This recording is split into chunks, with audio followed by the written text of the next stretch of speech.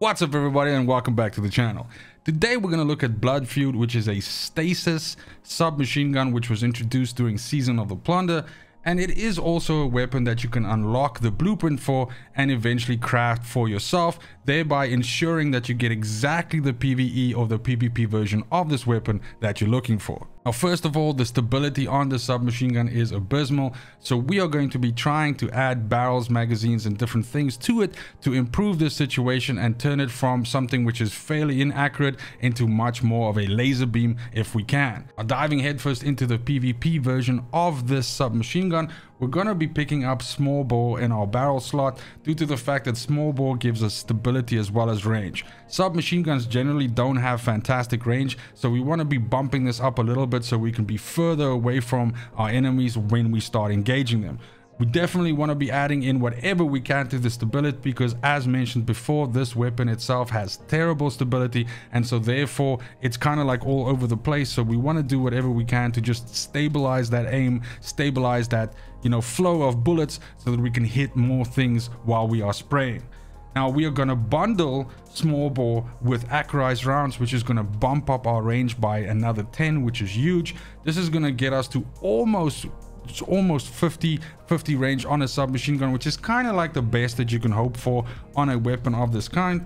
And then when we look at our trait 1 and 2, we're going to pair this, what we have on the weapon so far, with dynamic sway reduction in our trait 1, which is going to just improve our accuracy and stability the longer we hold in the fire when we're shooting. So once you open up on an enemy or two, as you come into a room or something like that, remembering that this is the PvP version of this build, you're going to be able to benefit from additional accuracy the longer you sustain your fire.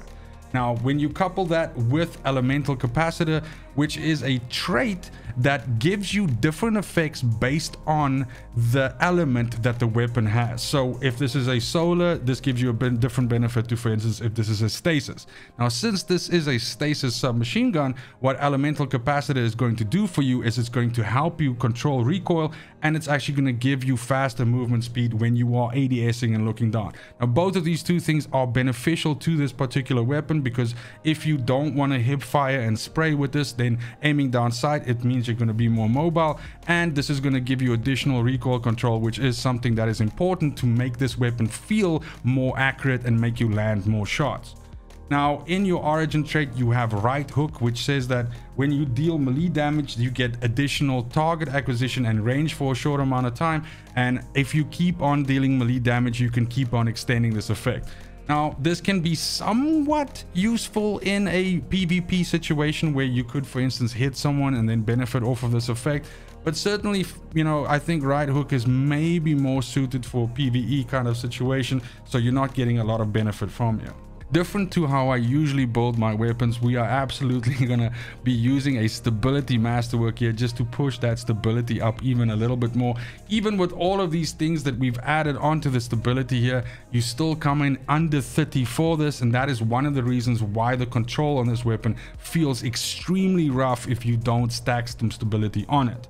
Now, last but not least, we put in a counterbalance stock there. What that does is it actually reduces our bounce intensity, and it just closes the recoil bounce gap on this weapon and actually reduces it all the way to 0. So that means that this is also just going to help the weapon feel more stable. It's going to help it feel more accurate, and it's going to make it feel like a bullet hose more than, basically throwing a bunch of jelly at a tree. Then moving us over to the PvE side of this weapon, and honestly though, I would say the only surreal situation where you should be using this, I definitely think there are far better options available in the submachine class for PvP setups of this kind of weapon. But in PvE, you have a fairly decent combination of trait 1 and trait 2 that you can put together on this weapon, and it can be very effective, especially due to the fact that it's a stasis weapon, considering that there aren't a lot of weapons in that element class for this kind of setup, and due to the fact that you can unlock the blueprint for this. So if you are a new player or a returning player that doesn't have access to a large selection of unlocked weapons, then this is going to be an easy way for you to get a fairly decent submachine gun in the slot. Now, starting us off here, we absolutely want to be using Arrowhead Break.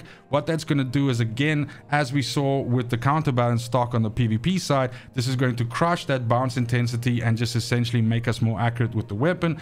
But at the same time, this is also going to give us 10 handling, which again just means that we can swap into the weapon much faster, which is kind of like important for a submachine gun. Generally speaking, you might be using a different primary, maybe you're using a scout, a pulse, or something like that, and then when that runs out of bullets and something's almost dead, you can just quickly swap into the submachine gun and mow it down. Likewise, since this is going to be a weapon that we primarily use for trash disposal in PvE, this can be something useful for you to be able to swap into quickly, which absolutely is helped by more handling. Now, we pair this with tactical mag in our magazine slot because this is going to give us more stability. It's going to give us, like, you know, one more bullet basically, and it's going to give us faster reload speed. Reload speed is important here because you want this weapon to be, since it is the primary way in which you deal with weak enemies, you want to be able to mow, reload as fast as possible. So anything that you can do to just increase that reload speed is going to be great. Now, in our first trait, we want to be using Ambitious Assassin because we're going to pair it with something in trait 2, which is going to make this very effective at ramping up damage and then dealing that damage out fast. So how Ambitious Assassin works is that it overflows your magazine based on the amount of kills that you've made before you reload it. So in the case of, like, for example, where you jump in amongst a bunch of trash, you mow down like 4 enemies, and in mowing down those 4 enemies, you've spent the entire magazine of 28 bullets that you had. Now when you reload, you're gonna have close to 40 or just over 40 bullets, which means now you'll be able to kill even more enemies. Now, this pairs extremely well with Swashbuckler in trait 2 because this then says that you get increased damage when you have a melee kill, or more specifically, just kills with this weapon. It means that the longer a fight carries on and the more enemies you kill, because remember, the loop now is here, you kill a bunch of enemies, it overflows your mags, you have more bullets now, those bullets deal more damage, you're able to kill more enemies, which in turn again overflows your mag and you deal more damage. Swashbuckler stacks up all the way to like a 5-stack effect, so you can actually ramp this up quite effectively against a whole bunch of enemies. Right hook, as mentioned in the PvP side of this, is a way for you to get increased target acquisition and better range for a short amount of time, and again, this feeds off melee. So if you are using melee to proc your Swashbuckler, you're also going to get the effect of right hook, which is quite nice. And then for the same reason that we use the stability masterwork on the PvP side, we're also going to do that on the PvE side, because the stability on this submachine gun is ass. So we want to be doing whatever we can to just increase that a little bit more. Last but not least, we do put minor spec in here because this is our trash disposal weapon. It's how we kill minor, weak, small enemies. And minor spec is just going to give us almost 8% additional damage on those enemies. As usual, this is your cheat sheet screenshot portion of the video where you can simply just pause and take a screenshot of this, which means you don't have to keep returning to this video since both the PvE and the PvP builds are on here. And that's gonna be it for the video. Thank you so much for watching, especially if you made it this far. Let me know how you set your Blood Feud up for either PvE or PvP. Is this even a weapon that you use, or is this more a case of that you have got this lying in your stash somewhere and that you have better options available out there, or a different setup that makes this weapon more lethal? That's it from me. It's just super important to me that you have a fantastic morning, afternoon, and evening wherever you are in the world. And until next video, fucking cheers. They want the best of me now, best of me now, best of me now, best of me. They want the best of me now, best of me now, best of me now, best of me. They want the best of me.